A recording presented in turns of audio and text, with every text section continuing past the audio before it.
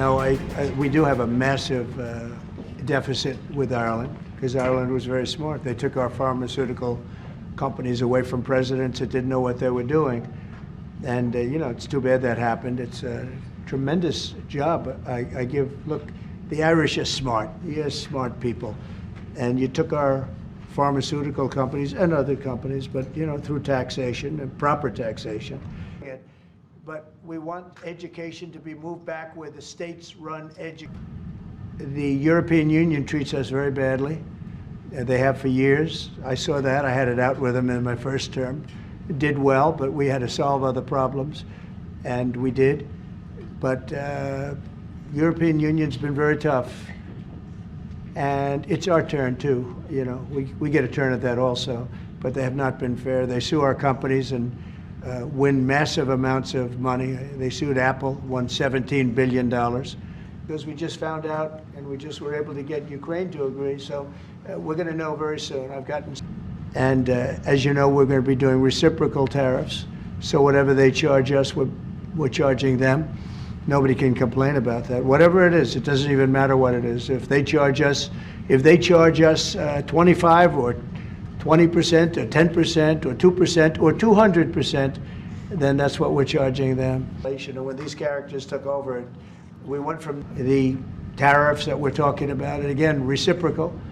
I think that the tariffs, there are some cases where they're a little beyond reciprocal because, you know, we've been abused for a long time as a country. We have been abused really for a long time, and we will be abused no longer. Finished.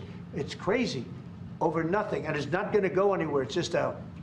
The EU was set up in order to take advantage of the United States. Including Ireland? Is Ireland taking advantage of the US? Of course they are. I can't, you know, I have great respect for Ireland and what they did. And they should have done just what they did. But the United States shouldn't have let it happen. We had stupid leaders. We had leaders that didn't have a clue. Or let's say they weren't business people, but they didn't have a clue what was happening. And all of a sudden, Ireland has, you know, our pharmaceutical companies and other, this beautiful island of 5 million people. It's got the entire U.S. pharmaceutical industry in its grasp. And, you know, you mentioned housing and you mentioned other things. I mean, I have property in Ireland, as you know, and I love it. It does great. But I'd like to see the United States not have been so stupid for so many years, not just with Ireland, with everybody. They were treated really badly. They were really treated badly. I was shocked. I asked them, was there any... When the pharmaceutical companies started to go to Ireland, I would have said, that's okay if you want to go to Ireland. I think it's great. But if you want to sell anything into the United States, I'm going to put a 200% tariff on you. So you're never going to be able to sell anything into the United States. You know what they would have done? They would have stayed here. So well, I'd love to have them back. I mean, I'd love to have them back, but sure, I'll always have flexibility. But there will be very little flexibility once we start. April 2nd is going to be a very big day for the United States of America. The United States of America is going to take back a lot of what was stolen from it by other countries and by, frankly, incompetent U.S. leadership. Sanctions, or what can you do? We can, but I hope... It's a two-way street too, and we are investing a lot more in America now.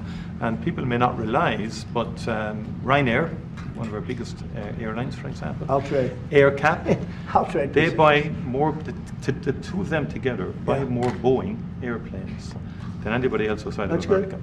That's a little known fact. It doesn't turn up in the statistics, but Ryanair and AirCap, big aircraft leasing company, Irish company, have done great work with Boeing and huge investments over the last couple of years, you know. Again, I think it's about... There's a massive deficit. Yeah. I don't mean by a little bit. I mean, there's a massive deficit that we have with Ireland and with other countries too. And we want to sort of even that out as nicely as we can, and we'll work together. We're going to work together great, but the deficit is massive. Why in the world would you let Rosie O'Donnell move to Ireland? I understand fully where the president is coming from. I think there's actually room. Now we can discuss all this. I think there's room for those companies to grow in America, and many of them, by the way, have already announced fairly significant manufacturing investments now. It's true. Just for Ireland and that means genetically I'm not going to mess around. No, that's not good. No, the European, we have a problem with the European Union. They don't take our farm products. They don't take our cars. We take millions of cars, BMWs and Mercedes-Benz and Volkswagens and everything. We take millions of cars. I said to Angela Merkel at the time, I said, Angela, how many Chevrolets do we have in the middle of Munich? Why, none. I said, you're right, we have none. That's the way it is, we have none.